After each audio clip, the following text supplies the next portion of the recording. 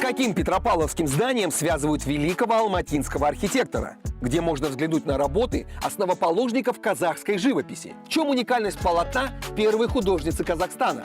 Обо всем этом в новом выпуске проекта Welcome to Kazakhstan.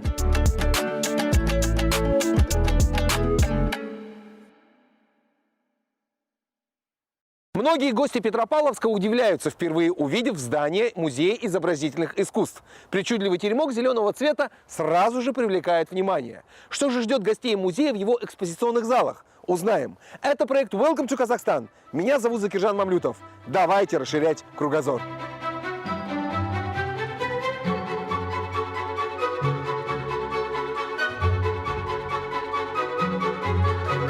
Как и большинство петропавловских домов в стиле модерн, здание принадлежало местному купцу.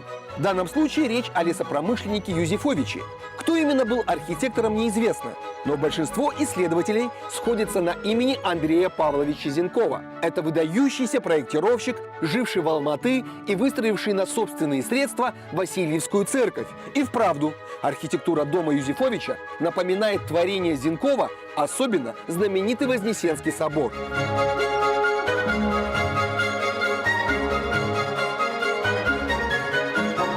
Строительство было закончено в 1909 году, а уже через 8 лет грянула революция. С приходом советской власти помещение поменяло свое целевое назначение.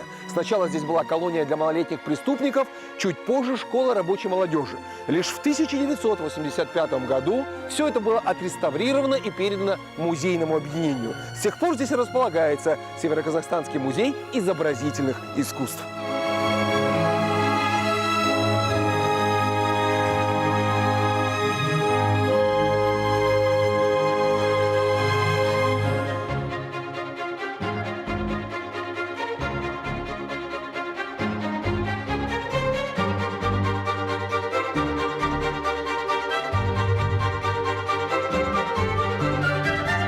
Базой для открытия послужил отдел изобразительного искусства историко-краеведческого музея. Его коллекция пополнялась еще 60-х годов благодаря помощи Алматинской картинной галереи. В то же время приобретались и полотна местных мастеров. И вот с появлением отдельного здания Музея искусств открылась возможность для создания полноценной экспозиции.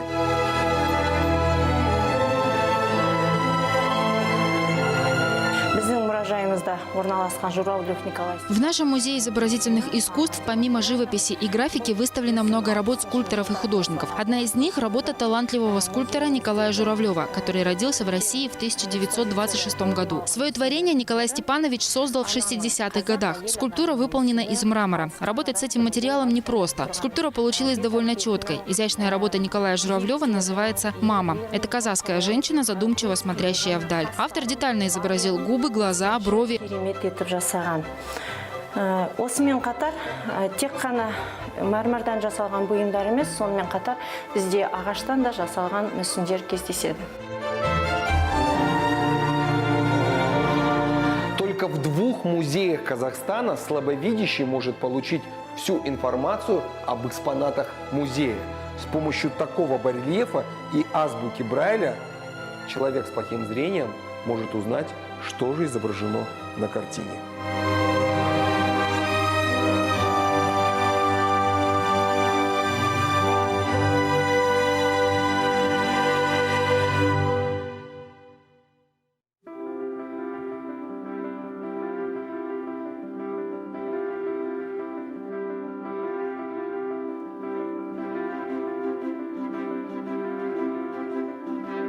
Основу коллекции составляют работы отечественных мастеров.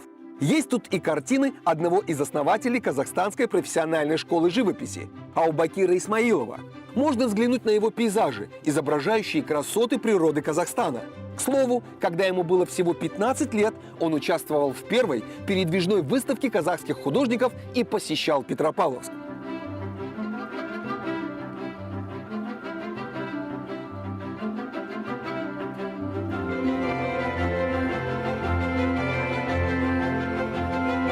В фондах нашего музея хранится уникальное полотно первой женщины-художницы Казахстана Айши Галымбаевой. Причем мы храним урбанистический пейзаж, хотя творчество Айши Галымбаевой более известно по женским образам. Стало быть, полотно в наших фондах уникальное. Она пишет о городе своей юности, это Алматы, изображает в особом эмоциональном контексте. Картина очень динамичная, очень много экспрессии, и краски, и ритм. Все говорит о эмоциональном настрое, о особых чувствах художницы.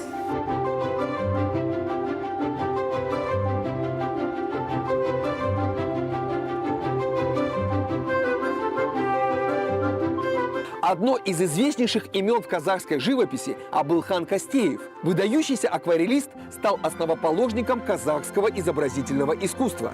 Его картины изображают природу Казахстана, труд простых жителей страны, будь то колхозный ток или пастбище. Отличительным почерком Кастеева всегда считалось сочетание детской непосредственности и глубокого взгляда на жизнь человека, умудренного годами. Это портрет Сюинбая кисти Абылхана Кастеева. Великий акын изображен сидящим в юрте на белом ковре. Те, кто до этого видел Сюинбая лишь на купюре номиналом 3 тенге, могут полюбоваться его портретом здесь, в Музее искусств.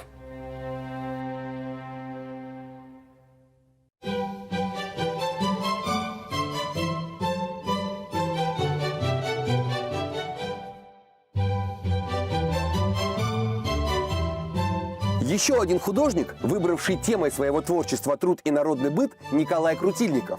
Героев его картин отличает простота и целеустремленность. Будь то женщина за ткацким станком или же казашка, придущая шерсть. Произведения художника отличаются выразительностью и неповторимостью образов. Выполнены картины Крутильникова на необычном материале – картоне.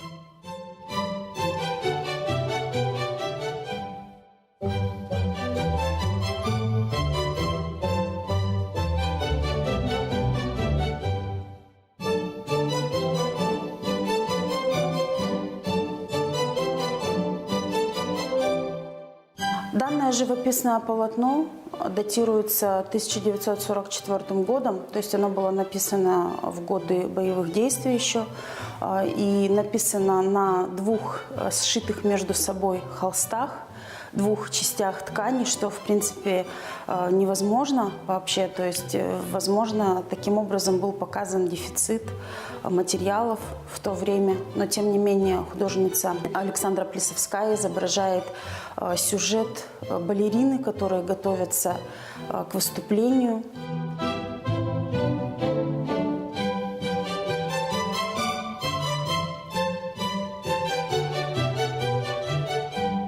Но все-таки самый частый сюжет в картинах, выставленных в залах Музея искусств, это красота природы Казахстана.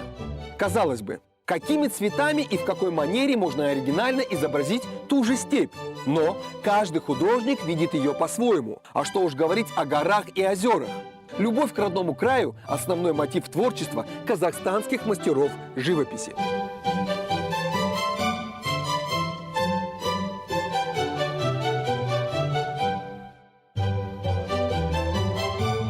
Курманчи Баки – заслуженный художник Казахстана и России. В экспозиции музея представлена его картина «Кривая яблоня». Картон, масло, 1947 год. Время идет, а вечные темы цветения и пробуждения жизни все так же актуальны.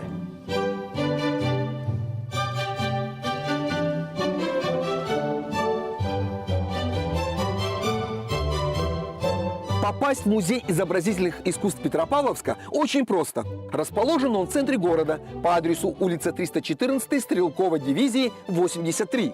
Туристам наверняка будет интересно посмотреть и на экспонаты, связанные с Петропавловском.